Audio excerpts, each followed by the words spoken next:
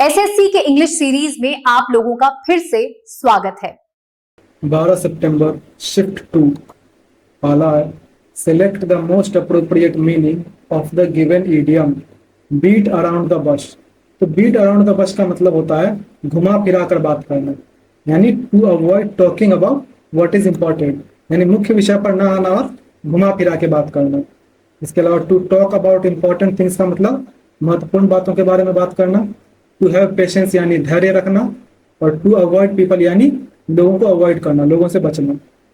Select the option that can be used as a one word substitute for the given group of words.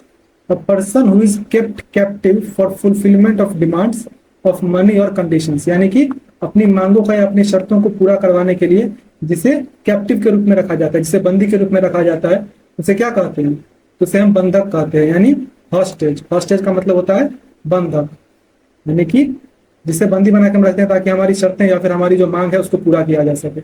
इसके अलावा डोयन, डोयन होता है जो भी किसी भी सेक्टर में जो सबसे सीनियर आदमी होता है, जो वहां पे सबसे ज्यादा लंबे समय तक रहने वाला सदस्य होता है, उसे हम डोयन कहते हैं। बेट, बेट का मतलब होता है चारा, जो कि किसी को फंसाने के लिए जो चारा हम डालते हैं उस चारा को हम बेट कहते हैं। और सायन, सायन मतलब होता है किसी रॉयल फैमिली का वंशज यानी उत्तराधिकारी। Select the most appropriate synonym of the given word peril.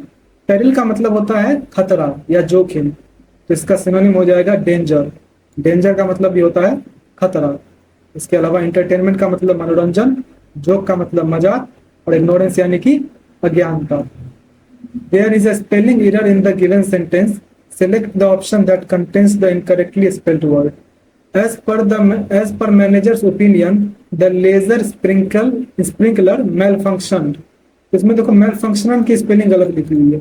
malfunction की स्पेलिंग होती है MALFUNC, यहाँ पे N और T के बीच में C आता है। malfunction, malfunction का मतलब होता है कि वो चीज खराब हो गई है, ठीक से काम नहीं कर रही है।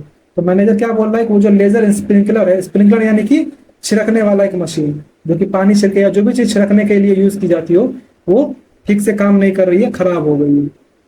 Select the most appropriate antonym of the given word amiable. Amiable मतलब होता है फ्रेंडली नेचर वाला, यानी मिलनसार, तो इसका एंटोनिम हो जाएगा अनफ्रेंडली। इसके अलावा रेस्टलेस यानी कि बेचैन या अशांत, सैड मतलब दुखी, और जॉयफुल यानी प्रसन्न। Select the most appropriate idiom to fill in the blank. Rahul speaks easily in front of a small group but he seems blank before a large audience, यानी वो छोटे ग्रुप में जो है वो आसानी से बोल लेता है, लेकिन बड़े दर्शकों के सामने से क्या हो जाता है, तो इनमें से कौन सा आइडियम यूज करना चाहिए? तो देखो ill at ease, ill at ease का मतलब होता है कि वहां पे वो बेचैन हो जाता है, वो चिंतित महसूस करने लगता है, असहज हो जाता है, तो इसलिए यहाँ पे हम इल एट इज का यूज करेंगे। But he seems ill at ease before a large audience, यानी बड़े दर्शक के सामने वो थोड़ा नर्वस हो जाता है, बेचैन हो जाता है। इसके अलावा थिंक इल ऑफ के बारे में, थिंक इल ऑफ का मतलब होता है किसी के बारे में बुरा सोचना। मैन ऑफ इल रेप्यूट यानी कि खराब प्रतिष्ठा वाला आदमी। इल डिस्पोज टू यानी किसी के प्रति नापसंद होना, मतलब उस चीज शत्रुतापूर्ण होना एक तरह से। Select the most appropriate idiom for the following sentence. He made the business profitable from unprofitable in about a year of joining. उसने अपने बिजनेस को क्या बनाया? तो अनप्रॉफिटेबल से प्रॉफिटेबल, यानी कि फायदा नहीं हो रहा था उसको, लाभकारी उसने बनाया। तो ये तुम्हारा कौन सा इडियम को सजेस्ट करता है? तो देखो इजी कम इजी वो मतलब जो आसानी से मिलता है वो आसानी से चला भी जाता है। थ्रो अप का मतलब किसी चीज को फेंक देना। Where there is a will there is a way, यानी जहां चाह है वहां रहा है। ये एकदम करेक्ट यहाँ पर इडियम लगता है कि वो जो है उसने एक अलाभकारी बिजनेस को लाभकारी बिजनेस बना दिया अपने दृढ़ संकल्प और प्रयास से, तो हो जाएगा where there is a will there is a way. इसके अलावा स्टिल वाटर्स रन डीप, यानी जो शांत दिखने वाले लोग होते हैं वो बहुत गहरे होते हैं, बहुत रहस्यमय होते हैं। Parts of the following sentence have been underlined and given as options. Select the option that contains a misspelled word. Obesity is rapidly becoming the leading cause of preventable deaths in the United States. Obesity, obesity का मतलब होता है मोटापा। तो मोटापा किस तरह की बीमारी है? तो rapidly becoming the leading cause of preventable। तो देखो preventable की स्पेलिंग यहाँ पे गलत लिखी हुई है। preventable की स्पेलिंग होती है PREVENTABLE, प्रिवेंटेबल। प्रिवेंटेबल यानी कि जिसे रोका जा सके, इसलिए यहाँ पे प्रिवेंटेबल की स्पेलिंग गलत है। रैपिडली का मतलब होता है तेजी से, लीडिंग यानी कि प्रमुख, और ओबेसिटी मतलब मोटापा। Select identify and correct the incorrectly spelled word in the given sentence. Sliding each bed from one side to other, the student used the abacus to count out the number of days in a week. तो each bed यहाँ पर मतलब ये जो BEAD लिखा हुआ है, इस बेड का मतलब होता है ये मन का या फिर मोती. तो वो क्या करता था, उस मोती को जो है वो रोज एक साइड से दूसरे साइड खसकाता था. क्यों?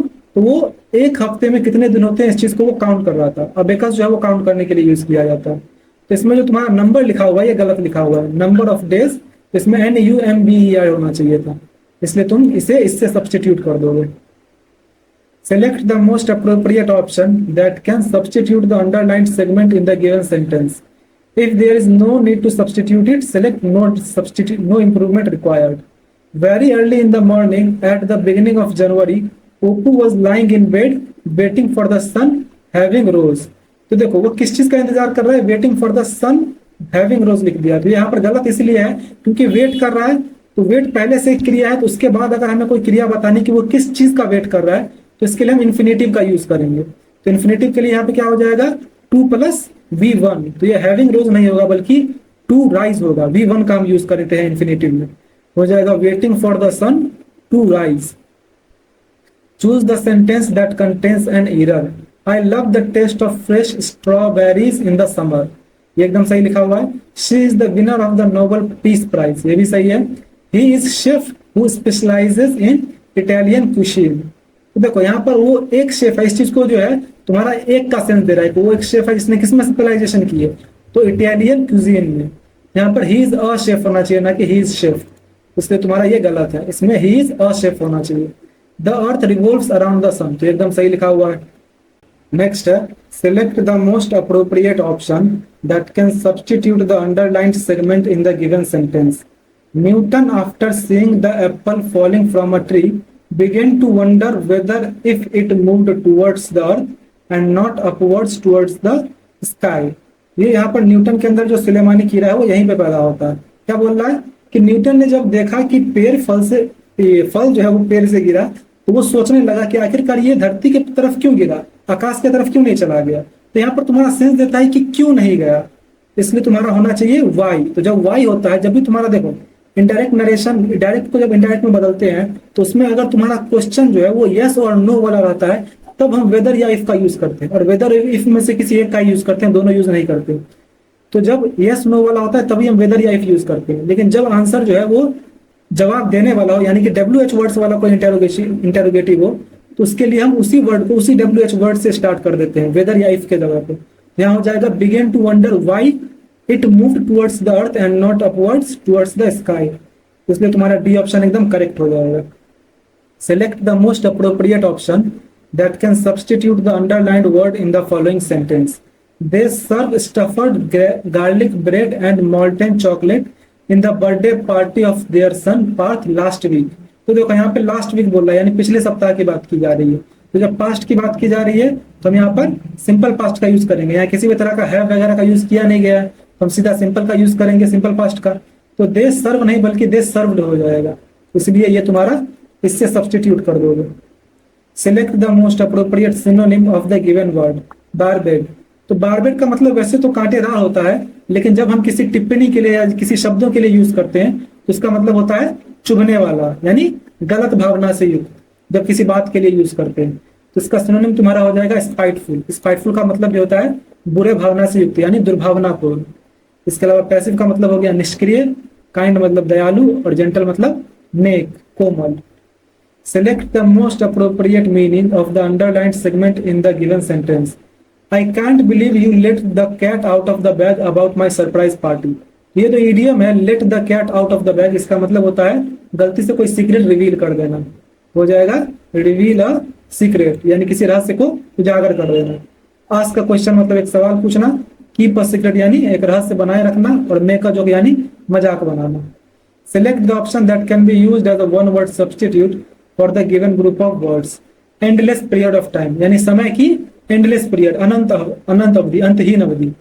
इसका तुम्हारा सब्स्टिट्यूशन हो जाएगा एटर्निटी. एटर्निटी का मतलब होता है अनंत काल, यानी अनंत समय. ये तुम्हारा एकदम करेक्ट हो जाएगा. इसके अलावा लॉन्गेविटी. लॉन्गेविटी जो है वो हम किसी को दुआ देने के लिए यूज करते हैं, मतलब आपकी लंबी उम्र हो, आपकी दीर्घ आयु हो, इसके लिए लॉन्गेविटी का यूज करते हैं। इम्प्योरिटी मतलब अशुद्धता, और फ्रेलिटी का मतलब कमजोरी, दुर्बलता। नेक्स्ट है parts of the given sentence have been underlined, one of them may contains an error, the underlined parts are given as options with some changes. Sohan is the older brother of my best friend.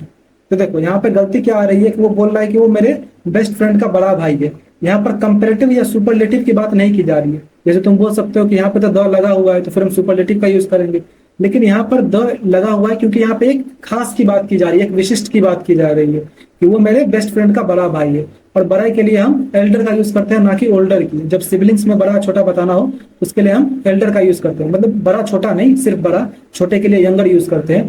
तो यहाँ पर हम बोलेंगे Elder. Sohan is the Elder brother of my best friend. Parts of the following sentence have been underlined and given as options. Select the option that contains an error. We think of the past history of the world as fixed, but of the future as undecided and open to the wealth of possibility. यानी हम history के बारे में सोचते हैं कि वो past है और वो फिक्स्ड था, जो भी हो गया उसे बदला नहीं जा सकता। लेकिन हम फ्यूचर के बारे में सोचते हैं कि वो अनडिसाइडेड है, वो अनिश्चित है, और क्या है, open to a wealth of possibilities.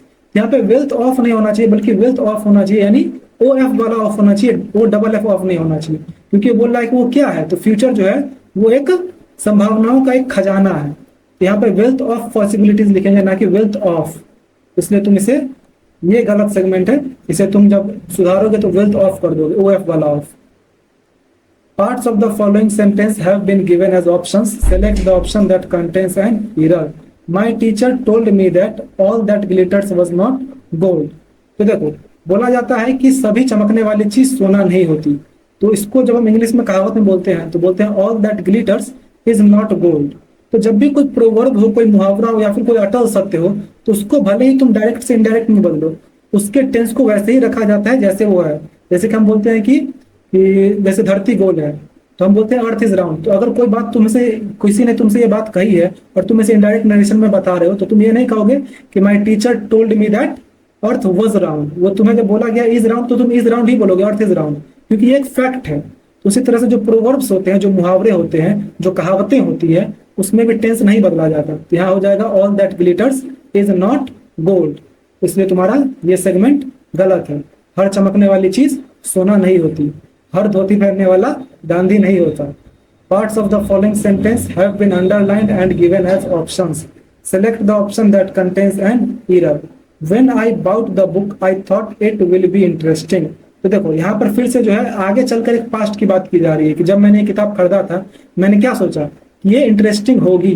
यहाँ पर पास्ट की बात की जा रही है कि ये जो भूतकाल, ये जो फ्यूचर की भी बात वो कर रहा है, ये चीज भी उसने पास्ट में सोची थी। तो इसलिए हम यहाँ पर विल का पास्ट फॉर्म यूज करेंगे, जो हो जाएगा वुड, हो जाएगा when I bought the book I thought it would be interesting, ना कि विल बी।